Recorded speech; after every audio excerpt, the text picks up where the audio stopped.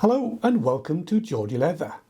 This is the first in the Make With Me series I've been promising you for some time now. Apologies for the long delay since the last video.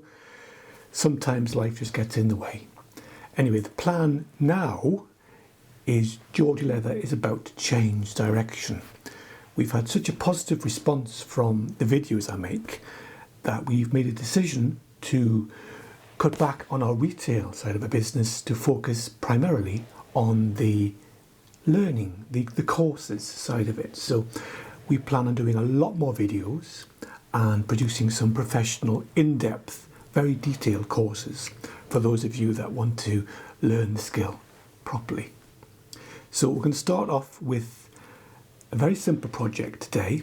It's making a leather belt. Now, I've chosen the leather belt for a very good reason. One, because it's quite a simple thing to make, but two, because it's one of the most popular things that sell. So if you're looking to sell your work, if you start making belts and become proficient at it, you should start making money quite quickly. So we're going to start off with a man's belt for me. The reason being, because this is my existing belt, and as you can see, it's looking a bit tatty. I've had this belt about 10 years and it's served me very well, but it's a good opportunity to make a new belt and to show you how it's done. So first of all, there are many different ways of making belts.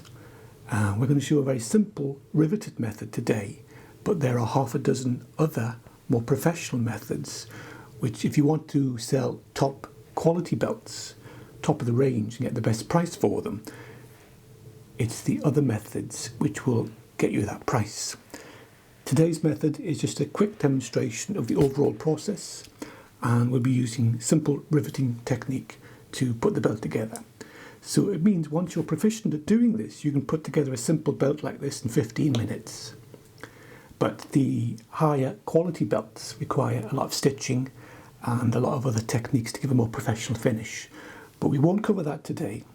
If you're interested in that, we are currently putting together a course called the Complete Belt Making Course, which goes into great depth about the leather, the special traditional techniques to produce top-end, well, good-selling belts made in a traditional way, which people will pay the extra cash for. So check out Geordie Leather's website, and the course should be live the end of February 2020. So if you're interested, keep an eye out for that. But for now, we'll get on with making the belt. So let's have a look at the existing belt to see how it's put together. So if we look at the overhead cam, we can look at the buckle end. As you can see, this is a fairly basic belt. It consists of a strap of leather, obviously, which has been folded over the buckle. And in this case, pardon me, it's just been stitched across the belt. Now, most textbooks and other videos will recommend that you don't actually do this because, yes, it's a very quick, cheap way of making a belt, but that series of stitching are basically a series of perforations which can weaken the strength of the belt. If you think of a sheet of postage stamps, have little perforations so you can tear them apart easily. That's what would happen with this. So I've been lucky that it hasn't happened with this, which is unusual, but it's not a recommended method. So as you can see, it's got what's called a belt loop. This is basically a little strap of leather. It's also sometimes called a keep, a belt keep, but it's basically a loop of leather, which obviously the other end of your belt slides into, just to stop it flopping about. So you see we've got a strap of leather, which folds through the belt buckle and is fixed by some method to the other side of the belt strap. So the other end of the belt is the tail of the belt. As you can see, it's pretty well worn. Now, as my waistline has increased over the years, I've had to add extra holes. But you can see where the current size is by the crease in the belt. Now here's the crease here, so that's my current preferred fitting size. So when you're measuring for a belt, the best way to do it is to take an existing belt and to measure from the current hole that you're currently using to the other end, the pin, the tongue. So the distance from there to your current in use hole is the size that the belt needs to fit. Now you generally punch additional holes either side of the main centre hole to allow for changes in waist, as it all happens to each of us. Sometimes we get bigger, sometimes we're good and we get a bit smaller, but generally I get bigger. So, like I say, the end of the belt, you can see it has a pointed shape. Now there are different types of shapes for belts. This is what we call an English point. It may have different names in different parts of the world, but in this country we call it an English point. There's also a half round and other shapes which we go into depth in the main belt making video. But for today we're just going to stick with a simple rounded over for this new belt. So that's what the existing belt looks like. So the first task is to get a bit of strap of the correct size. Now to determine the correct size, first of all we look at the buckle. I'll put that to one side. So the buckle I'm going to use for this particular belt is this one. It's just a simple rectangle, very basic, but to determine the correct size belt we need to measure the distance between here and here. So if I get a ruler, we can see that that is 30 millimeters. So we want a belt, say 29 millimeters, just to allow it to slide in and out easily without rubbing against the sides. So I've already pre-cut a belt strap. Again, in the main video we do go into cutting straps and how to do that correctly. But this is the 29mm strap. The leather we're using, this is veg tan leather, but the thickness is quite important. You don't want a belt that's too thin because it won't last very long. So this is 3.5mm veg tan. I'll just quickly check that with our little measuring gauge. Let's have a look. You can see that. Yes, it's actually 3.8mm, which is a good thickness for a belt. Generally, for a belt you want between 3 and 4mm. I'm not sure what that is in ounces, so please look that up if you're interested. But a 3 to 4mm belt is the average thickness for a belt. Again, this is from the back of the cow, so it's a good, strong, good quality, tough piece of leather. So generally, depending on the size of the cow, these come between 4 and 6 feet in length once you cut your strap. So before we do any work on the strap, I prefer to do the dyeing at this stage. I want a black belt, just like the original. So before we start tooling the leather, I prefer to do the dyeing now. So that's the first stage. Before we cut it, punch it, rivet it, do the dyeing now, and you'll find it's easier in the long run. Okay, so the next stage is the dyeing process. So first of all, we protect our bench. We don't want messy bench covered in dye. So I'll just use a roll of craft paper, roll it out. Now, let's have a look. Now I'm going to be using a Pro dye, a Skiving's Black Pro dye. I prefer the Pro dye because it just gives a better finish. The leather dye is perfectly acceptable, but in my opinion the Pro dye is worth the extra little bit of cash to get a better coverage. So make sure the top's on, give it a little bit of a shake just to make sure it's mixed properly. We're going to be using a dauber, so just a simple wool dauber. And then just make sure I've got plenty of space. So you want to protect your hands, so rubber gloves. Now,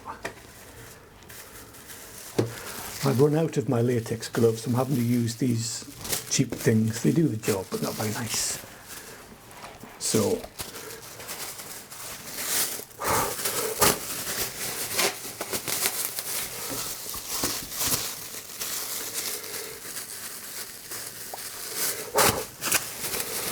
Okay, so I'm going to start with the back of the strap.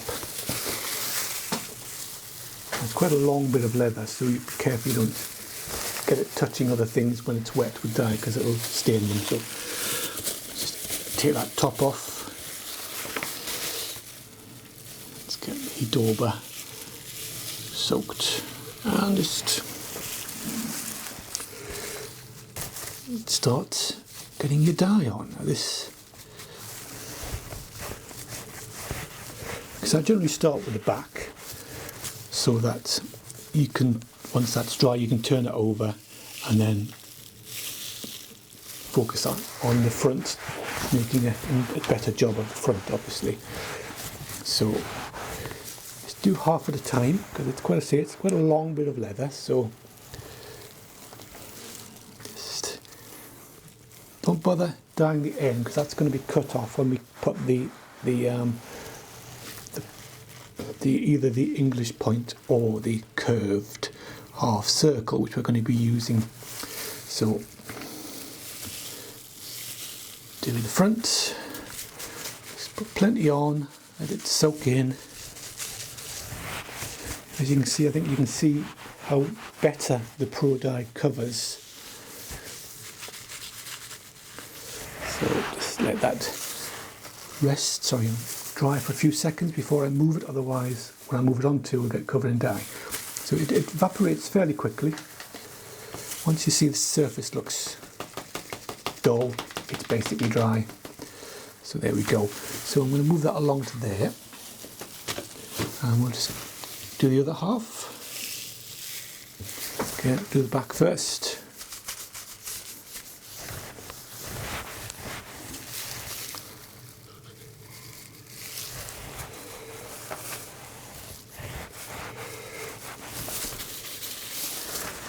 If you do spill any dye on your craft paper, it's best to rub it in, otherwise it will seep through and stain your workbench, which is what we're trying to avoid.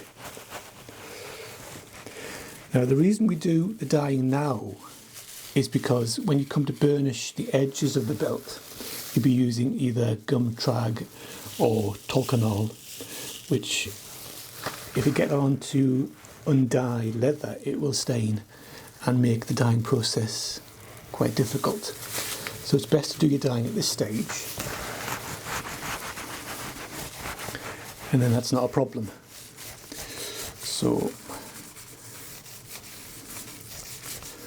right, that's the first coat. I generally like to give it at least the good side, the dress side, the grain side, a second coat. So give that a few seconds and we'll move it back to the original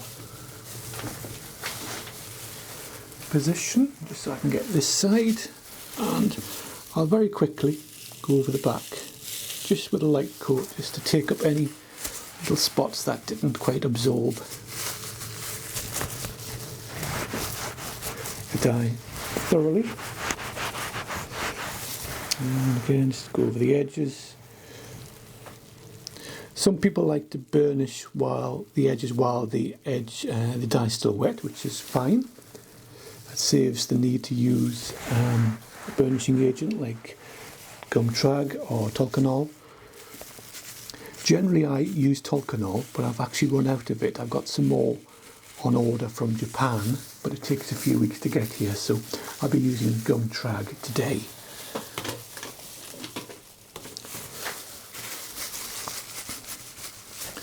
Alright, we are nearly finished the dyeing process. It doesn't take long. Generally when you make belts, you make them in batches, so you would, when you need to get your dyes out once and do a whole batch of 10 or 20 belts at one go, it's more efficient and more economical and quicker.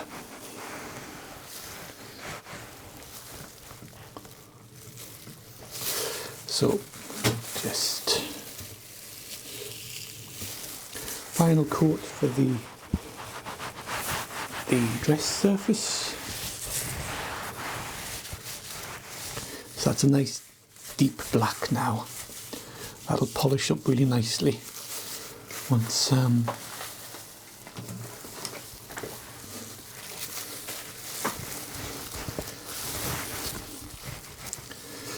once we get round to polishing at the final stage. Okay, so that's the dyeing done. We will need to touch up where we've cut holes and things, but for now that's the dyeing done. So just put the top back on before I go spilling it everywhere. Put that back in my rack. Leave the dauber out because you're going to need that for touching up, like I said. So just find somewhere you can put it where it won't cause any damage. Right, so this belt just needs to dry for a little bit. If you put it on its end, it'll get more exposure to the air and it will dry quicker. So we'll leave that for a few minutes. Just a little tip, if you do get any dye on your cutting mat, just take some isopropyl alcohol with a cloth, and you can see that. Let's have a look. Where is it? There's a little mark there. Just, it'll rub off. If you do it while it's still fairly wet and soft, that gently takes it off. So, there we go.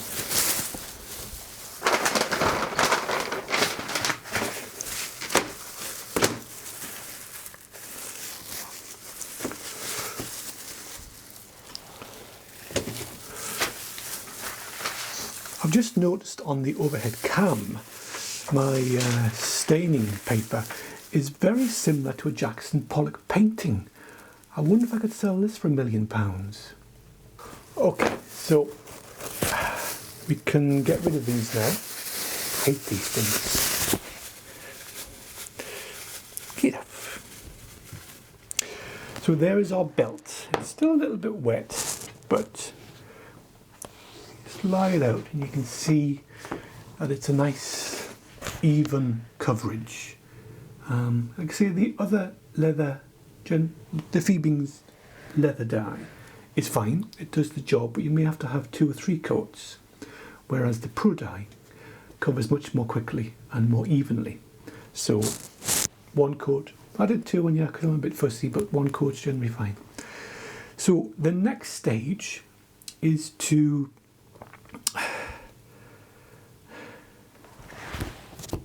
we want to do the holes, the slot for the tongue, and that's where the buckle goes through, and the 2 holes for the rivets.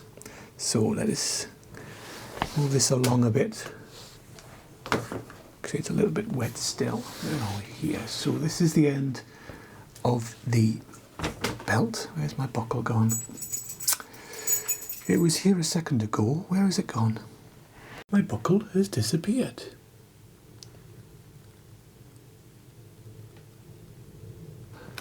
Where on earth? Have you got my buckle, Molly? Molly's my little dog. She's just down here sitting by the fire. Do you want to have a look? This is Molly here. Hello, Molly. Hello. She's so cute. Anyway. Still can't find the buckle though. There it is. It's right in front of me. What am I like? So, we're going to fit the buckle to the belt next. So, as you can see, the buckle has a centre bar and a little tongue. Now that tongue needs to move freely, so once the belt's woven through it, so we need to cut a slot for that tongue to protrude and to move freely. So, as you can see, the belt's quite thick. Now we're going to be folding this back on itself, which means when 2 pieces come together, it's going to be in total of almost 8 mil thick, which is too thick. So what we do is we skive this section here. We skive it down to half of its thickness, so that when they come together, those 2 halves combine to make the same thickness as the rest of the belt. It just looks a lot neater, and it is a more professional way of doing it. So on the cheap belt I showed you before, that wasn't done, and it was quite chunky at the end, but we want a slimmer belt, so we're going to do that next. So we first of all need to determine the position of the slot and how we're going to cut that slot. Now there are various ways of cutting a slot. I'm going to use a slot cutting tool, show you that. This is basically a punch with an oval shape, sometimes called a crew punch, sometimes called a slot punch.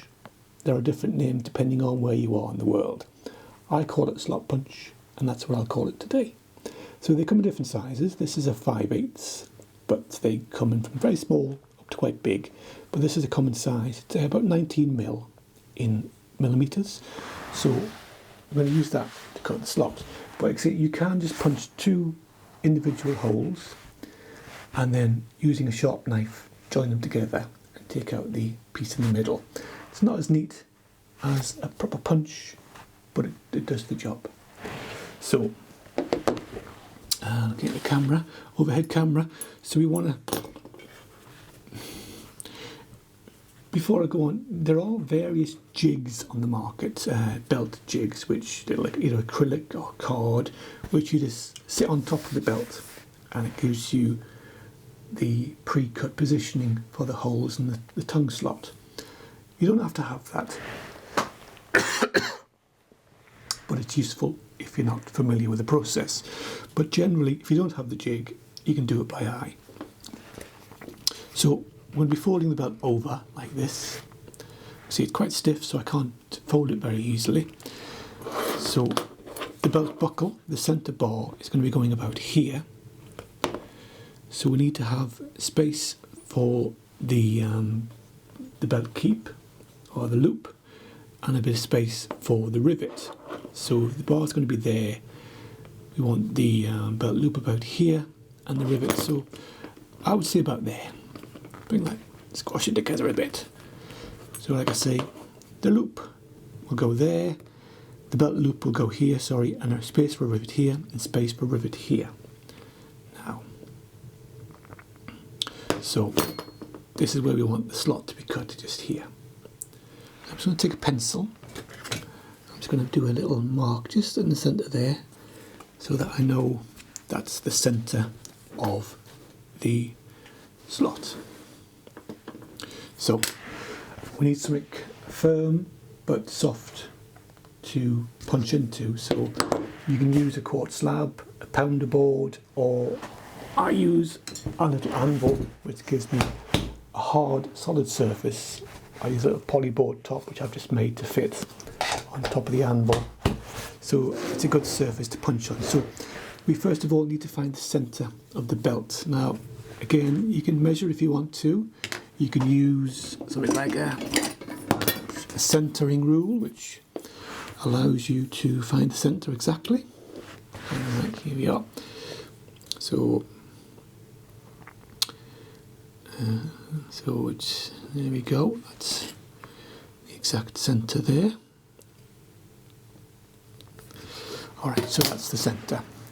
So we're just going to basically punch that. So we need to make sure the centre of the punch lines up with the mark that we've made, but also make sure that the punch is lined up with that line. So it's dead centre on the belt. And once you're happy with that, take your hammer and give it a whack.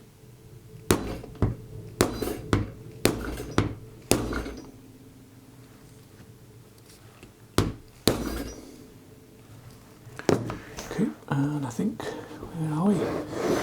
Keep it in shot for you. Just pull that out.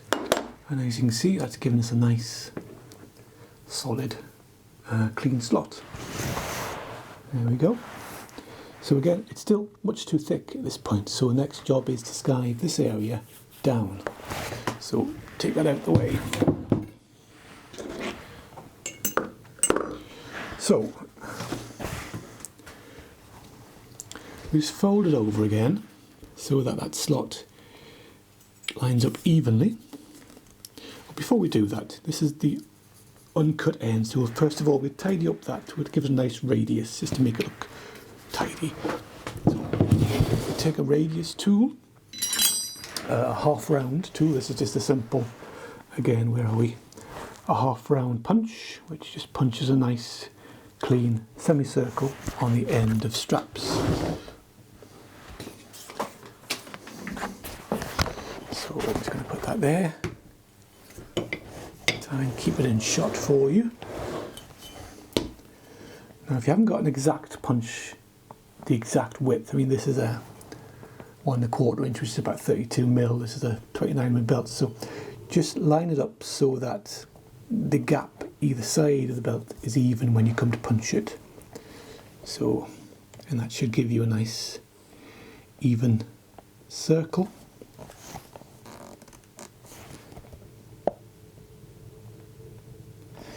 Like so.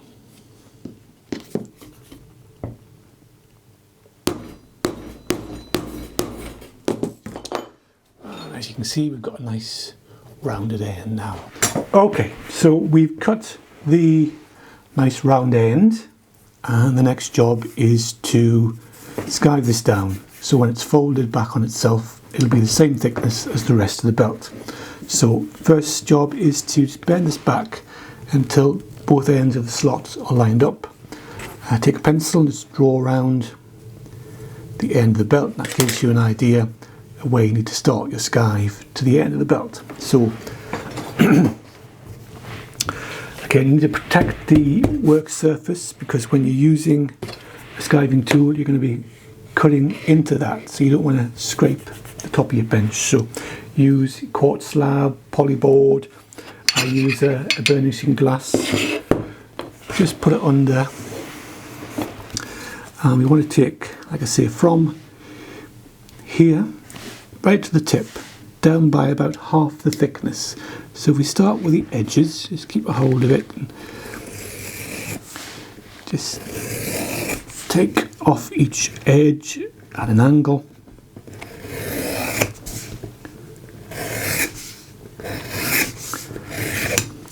And do the same with that edge.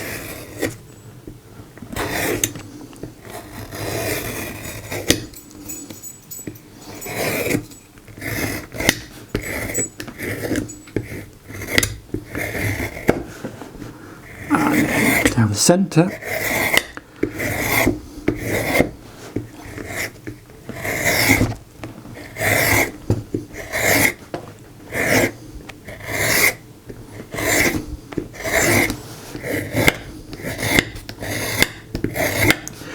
Try and keep it fairly flat, even, so that when it comes together it's nice and even. But it's only a 4mm thick leather, so about 2mm needs to come off. Let's just have a look at that. Okay, so look at the side view. Need a bit more off there, just to take it down a fraction more.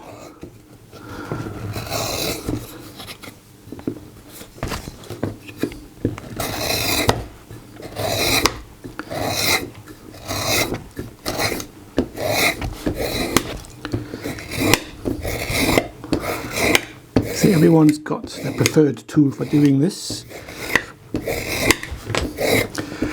but I find these disposable skivers, safety skivers as they're called, do a very good job. And once they become dull, as this one is becoming dull now, you either just put a new blade in or chuck it away and get another one. I think these are about £1.99, not a great expense. So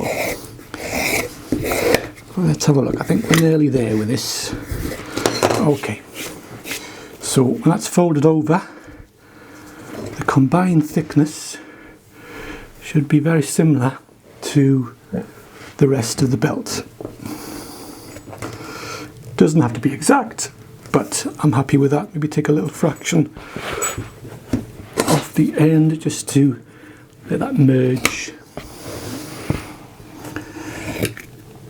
in a bit better. You don't have to feather the edge right down, but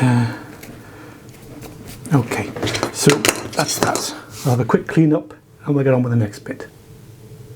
Okay, so we've done the skiving, and we can just trim off that edge a little bit. I'm going to use a clicker knife, trim off that little raggy edge.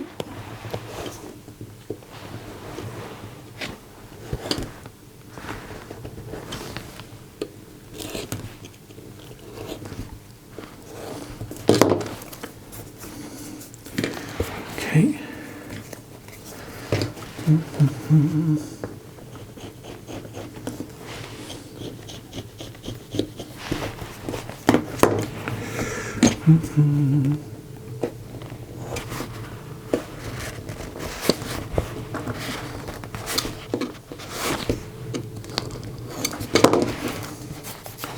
Okay.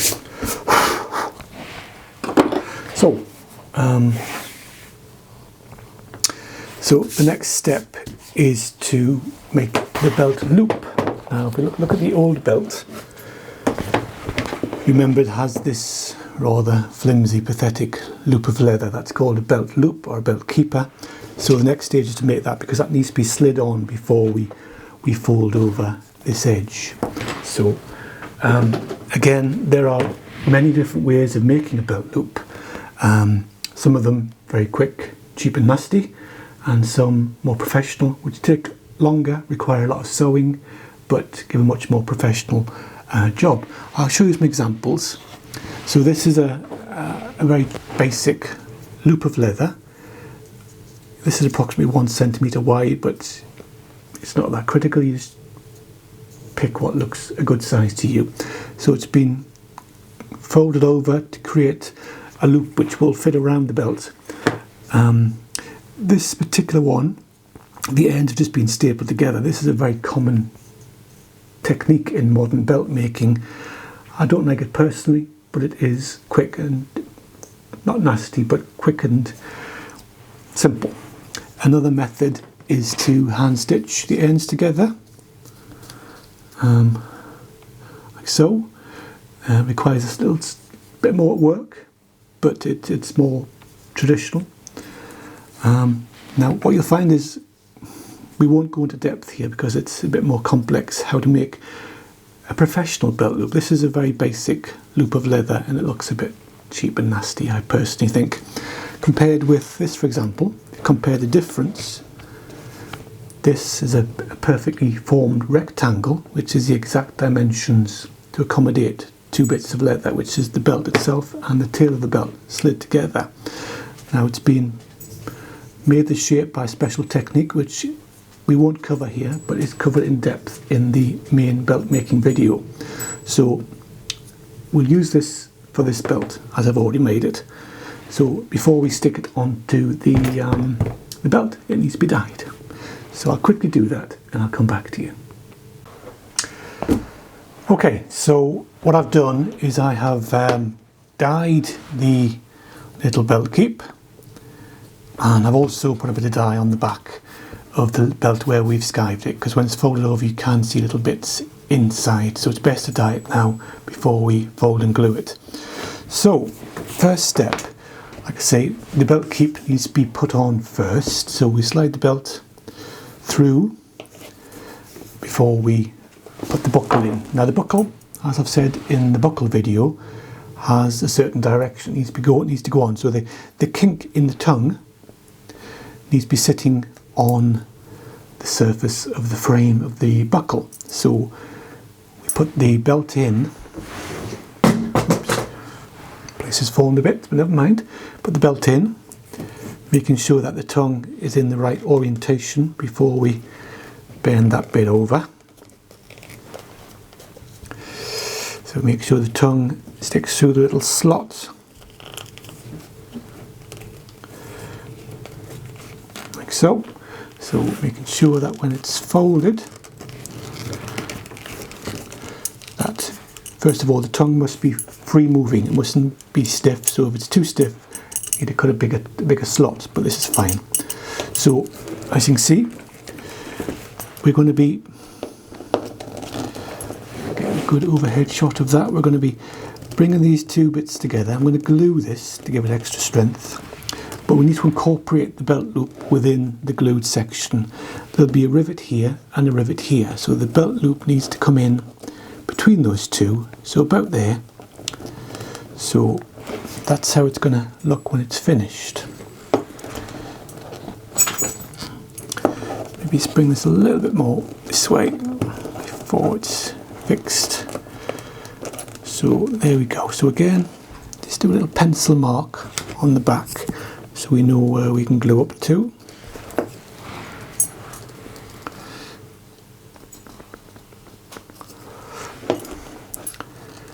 And if we just put a little pencil mark where the the loop is going to sit, then we can glue that and get it all together. So we use some contact adhesive, just regular general purpose contact adhesive. So we slide the loop out the way for the moment.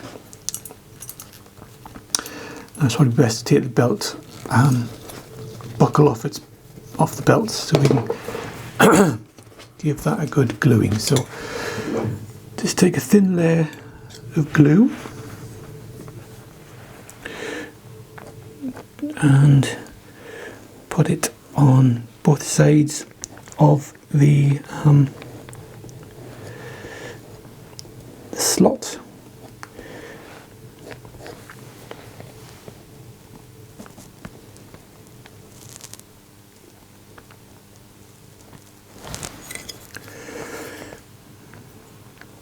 Don't put any glue on this section either side of the slot because we don't want any there.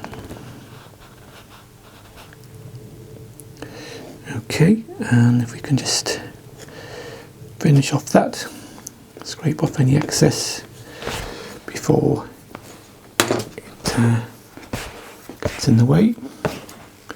Right, we'll just leave that to go off for a few seconds, maybe about a minute or so.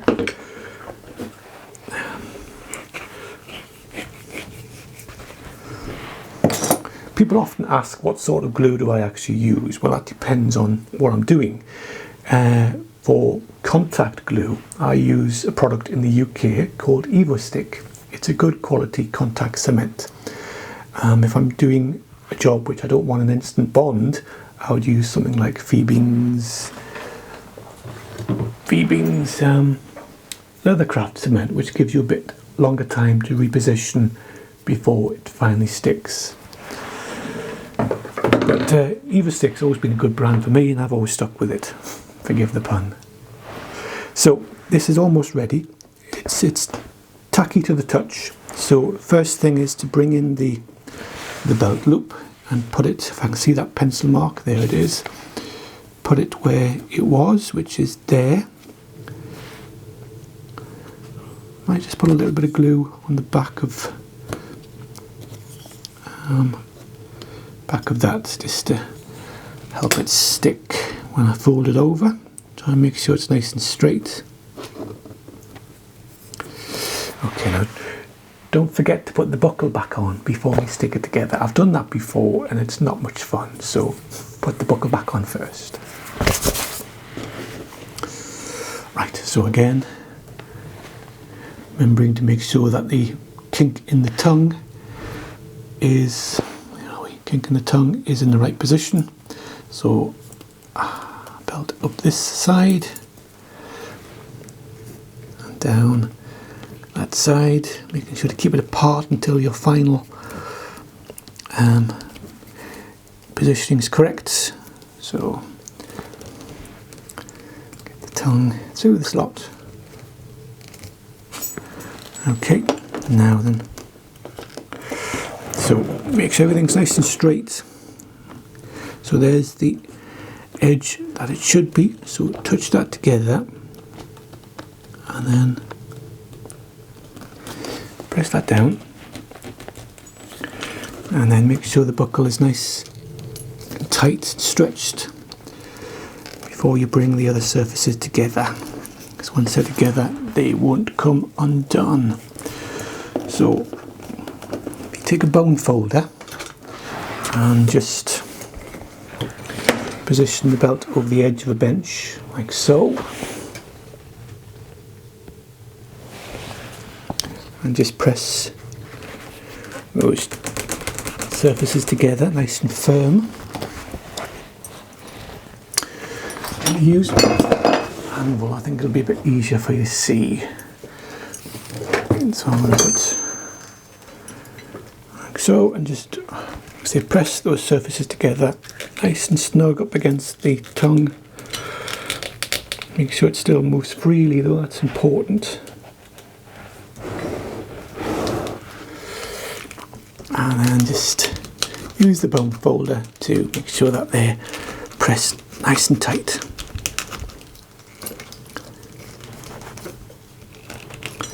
Turn it over, do that side as well, make sure everything's nice and straight. You don't want to get any creases on this, so use the flat surface of the bone folder so you don't put any creases in, just press it down. Maybe a little bit of a edge press there, like so. But there we go, that is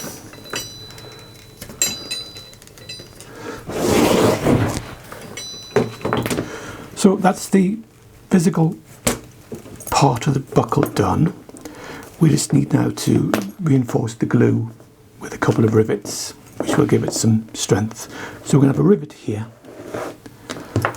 a rivet here, and a rivet here. So the choice of rivets is up to you. I've discussed this previously in other videos. If you want long-term strength, go with a copper rivet. If that's not important to you and you're mass producing, then tubular rivets do the job, but can't be guaranteed to last a long time. So let's pick some rivets. Okay, so I've chosen some rivets. Let's have a look on the overhead camera. So I've chosen two 10 gauge Saddler's copper rivets. I like using these, they're good and strong and they give a nice finish. The bright copper will tarnish with age and darken quite a bit, but I think it gives a nice contrast against the black anyway. So first of all, you need to make 2 holes for the rivets to go into. So I'll just have a look at my little punch gauge. I think I've shown you this previously, just to see what would be the right size punch. So I think a 3mm or a 2.5mm punch should do nicely. So let's take a 2.5mm punch, and so we just take a pencil. You can do this by eye or you can measure it. I mean, I'll just do it by eye because I'm comfortable doing that. Let's bring the camera over so you can see a bit better. Okay, so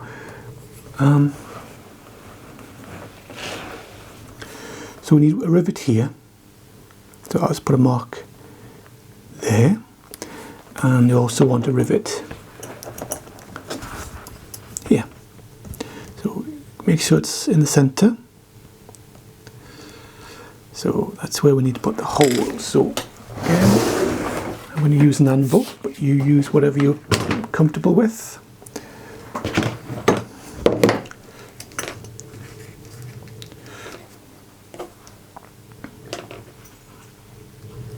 So again, this is a 2.5mm drive punch. Just double check before you punch, everything's all straight.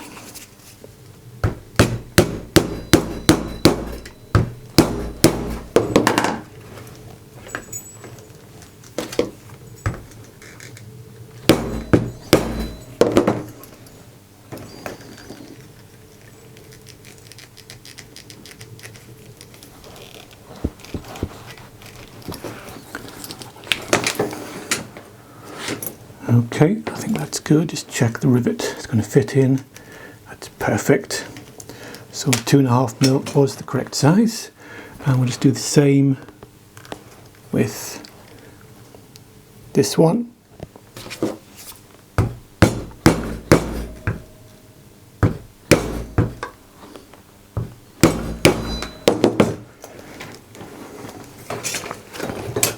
Can be a bit fiddly handling such a long strap of leather in a small workshop like this, but we make do.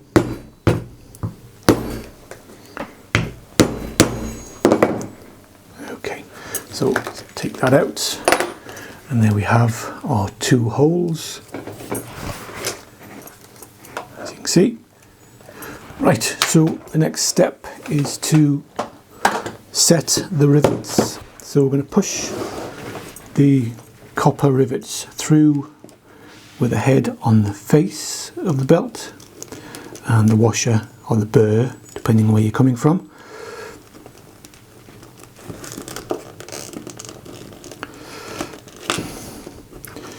It's decided it doesn't want to go through now, but that one does. We'll do that one first. So if you remember from the copper rivet installation video, when you're setting copper rivets, you put your rivet through both sets of both pieces of leather. You put the little washer or burr on, which is designed to be a tight fit. So you take your setting tool. Now this is my 10 gauge setting tool. It has a hole and a dimple. Now you're going to use the hole, just put it over the top until it locates the end of the rivet, and just hammer that down. So it's a nice tight fit, like so. Now we're going to take a pair of snips.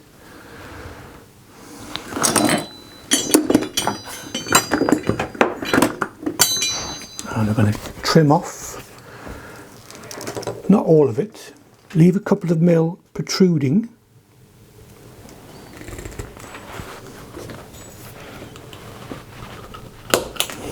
Like so. So you've got about 2 mil sticking out. Again, make sure you're on a nice firm base, and then use the domed part, that's this part of the tool, put it over. Now you're going to need a metal hammer. Let's try it first without it. Just you rotate the tool as you do it.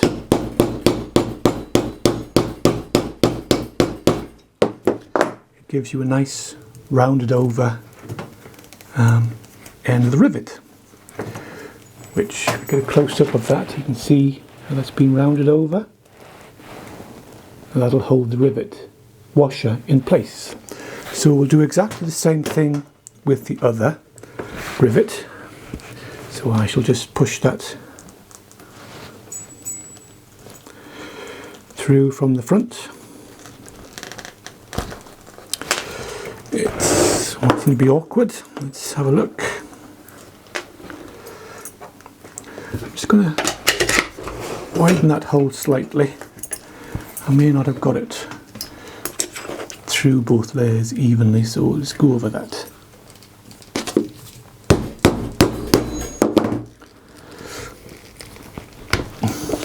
Okay.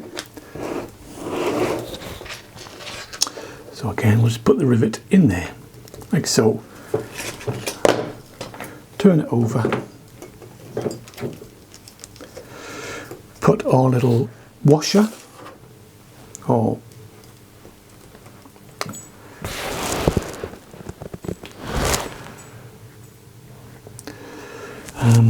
burr on. Again, use the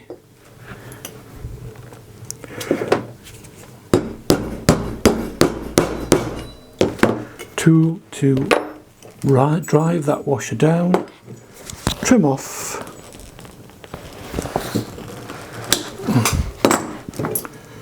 leaving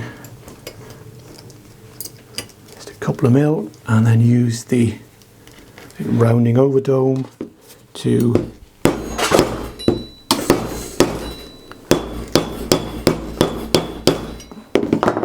round over.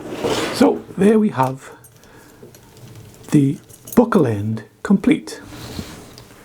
As you can see, these are bright and shiny now, but they will tarnish fairly quickly. But it's a good strong belt. So that just leaves us with the tail end of the belt, which we'll do next.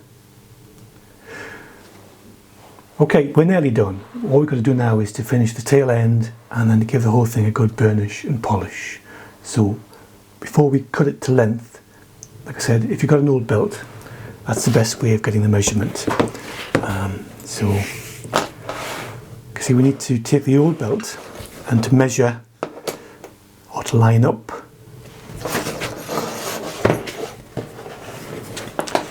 the line up the centre bars of the buckle, and then you can take your belt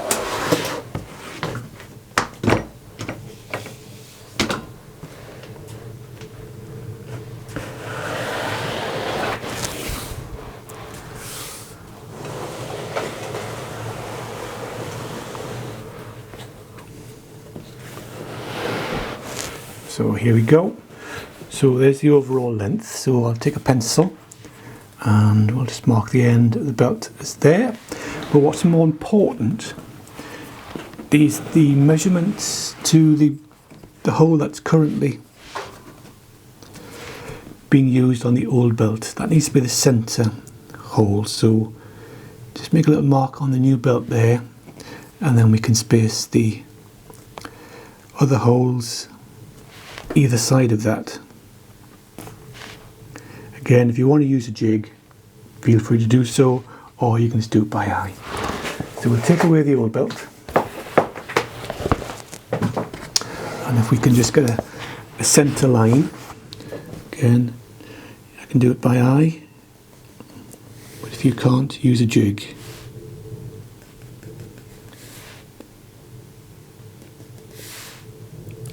And that gives us 1, 2, 3, 4, 5 holes.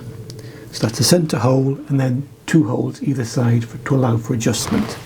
So we'll quickly cut the end of the strap using the same strap cutter we used at the other end.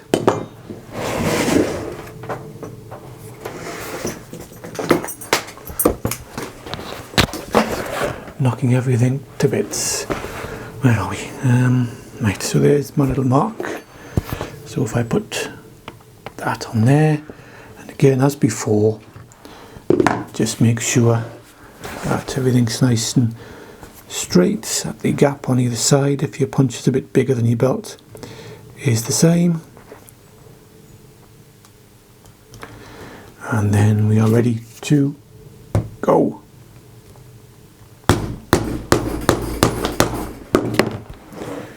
Gives us a nice rounded end. And then while we've got the anvil out, we'll just take a small punch and punch the holes. Let's take the scrap and just do a test hole. This is a 2.5mm drive punch. That might be too big. Let's take the end of the buckle and try it in the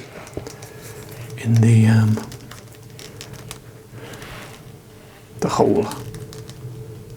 I'm going to go down. No, that was a 2. I'll try 1.5. And see which is the better of the 2.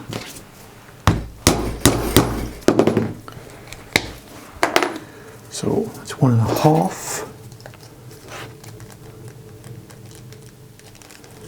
That's certainly a snugger fit.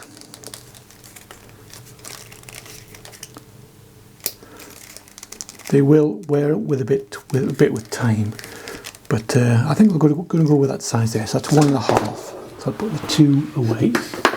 So, final stage for finishing off is just to punch these holes. So again, make sure your punch is nice and centered. I prefer to do it this way so I can see along the length of the belt.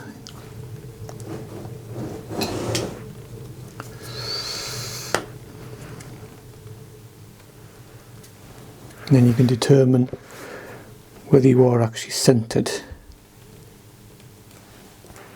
Okay.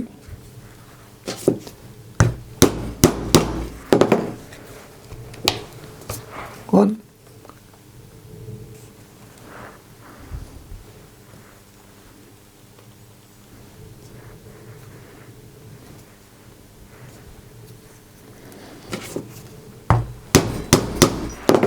Two.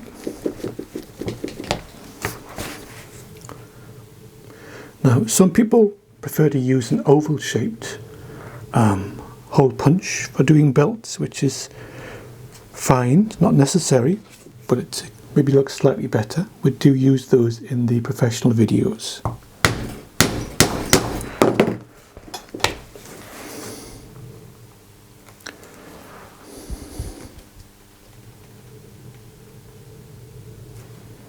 So it's important to keep your holes nice and straight. If they're out even by a little bit, it looks awful. So do it properly the first time. So final hole.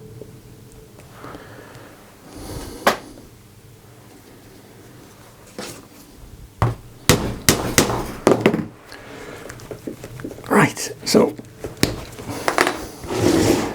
there we go, a nice series of evenly spaced holes. So the only thing left to do to this belt is to touch up any spots where the dye has been exposed, like the end and maybe inside the holes, and then we can burnish it and give it a final polishing. So I'll very quickly, I don't know if there's enough dye left on the original door, but we'll have a go.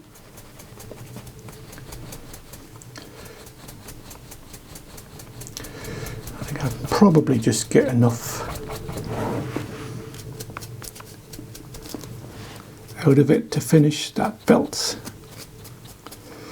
It's quite dry, but it is covering, so there we go. So have a look around the belt. If you see any little bits, say you've missed, where you can see bare leather, just go over it. But that's it. I mean, you may want to go into the holes and just put a bit of dye in there.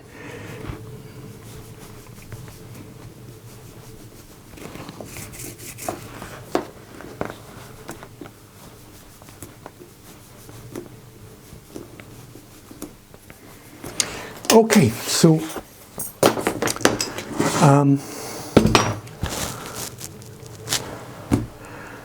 I'll very quickly burnish one of the edges just to show you the process, but I won't bore you by showing you both of them.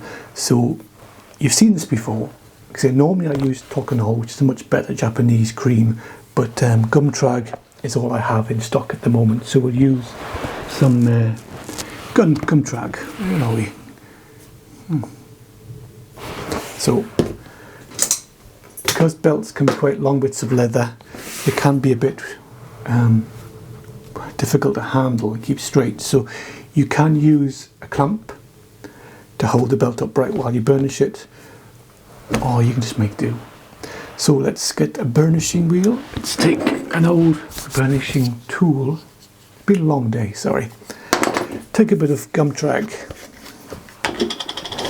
So this is the reason we dye it first, because if you get Gumtrag on the natural leather and then dye it afterwards, you'll see a mark where the Gumtrag has left a stain, and it won't give you an even coverage. So do your dyeing first. So a little bit of Gumtrag on your finger, just rub it along the edge. Just help moisten that. Now just do them in small sections. Just take your burnishing wheel,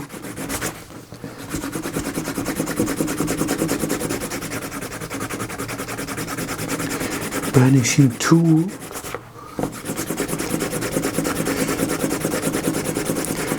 and as I've shown you with previous burnishing videos, it's all down to elbow grease. The more effort you put in at this stage, the better edge you'll get.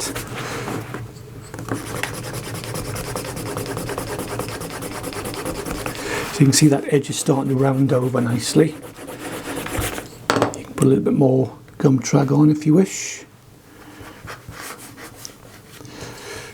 Now, normally in production, I would use a burnishing machine, which takes away all the hard work. But I appreciate that most of you won't have a burnishing machine, so this is the way you'll probably have to do it by hand. So let's just have a quick look at the edge, and you can see that on the camera, but that's nicely rounded over. You don't want sharp edges when you're about they're going to cut into you, so you want nice round edges and highly polished. So I'll do the same with the full length of the belt, both edges, around the edges, and any other exposed edges I'll burnish. So I'll do that now, and I'll come back to show you the polishing process. Okay, so we've done the burnishing. The edges are nice and smooth now, nice and rounded over. They feel nice and smooth to the touch. You can see nice and shiny they are. So that will make it a nice comfortable belt to wear. So the final stage is to buff it and bring a bit of a shine to the leather. So first of all, just take an ordinary cloth and we're just going to take off, just rub over the leather. That'll take off any excess dye that's on the surface. It hasn't evaporated fully. And you can see already it's starting to get a bit of a shine to it.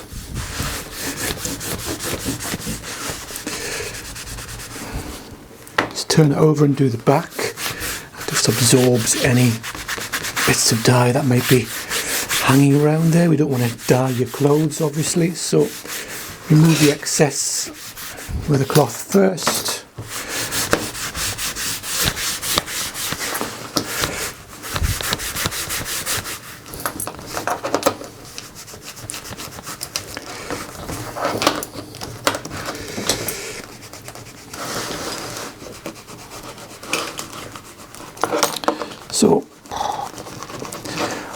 So now we're going to basically give it a buff. Now you can use a cloth for that, shoe brush, whatever you want, but it's basically give the leather a good firm rub.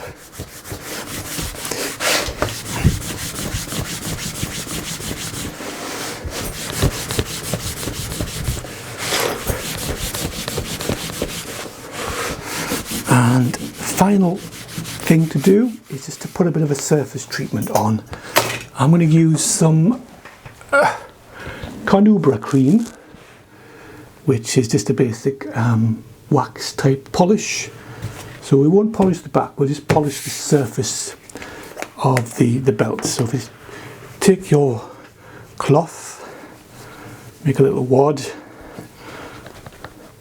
put on some cream, and just basically rub it in. Do the edges as well. Do that all the way along the belt.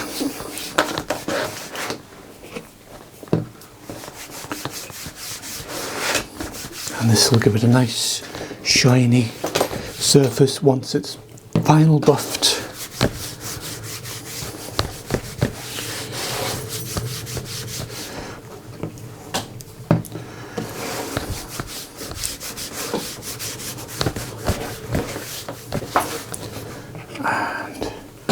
Final bit for the end. Okay, now just give that a few seconds just to dry a little bit, and then take a clean part of your cloth, a dry part, and we're just going to go over that surface again and give it a good firm rub.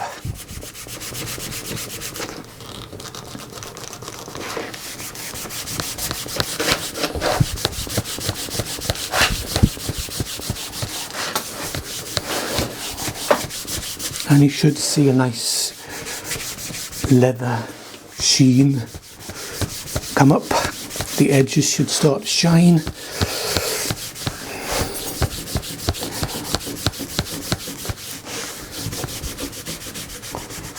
Just take your cloth onto your hands, make sure there's no residue of dye anywhere on the belt. And there we have a completed belt. So there we go. Let's just thread it together so we know it all works. But everything is where it's meant to go.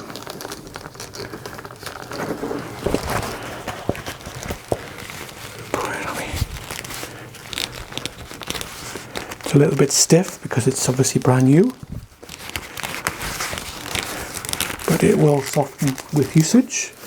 But there we have, let me turn it around so we can see it properly, a nice, good, strong belt with copper riveted, so it's really structurally very strong, a nice finish, And I think you'll agree that's a nice leather belt. So this is for me to replace that other one I showed you before. So I shall try it on and hopefully it'll fit perfectly.